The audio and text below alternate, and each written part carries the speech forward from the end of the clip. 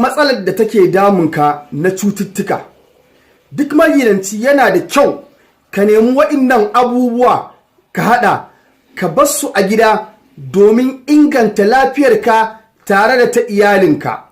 Waɗannan wasu abubuwa ne guda 5 wanda da su insha Allahu za ka magance matsaloli na cututtuka wanda suke damun ɗan adam.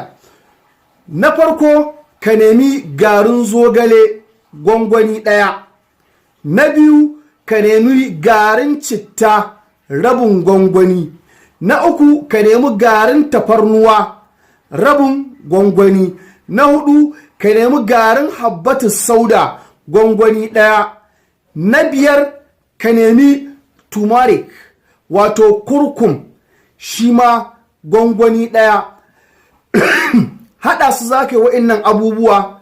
Idan ka haɗa su sai ka ringa ɗibar ƙaramin cokali kana zubawa a ruwan ɗumi kana sha safe da yamma. In Allah ya yadda, in kana fama da matsala ta ulcer, matsala ta hawan jini, matsalar typhoid, matsalar diabetes, in Allah ya yadda waɗannan cututtuka za a rabu da su. Ka yi wa 'yan uwa sharing ɗin wannan bidiyo domin su ma su gani su amfana. Don neman ƙarin bayani ko tambaya, lambar wayar mu 08067989338.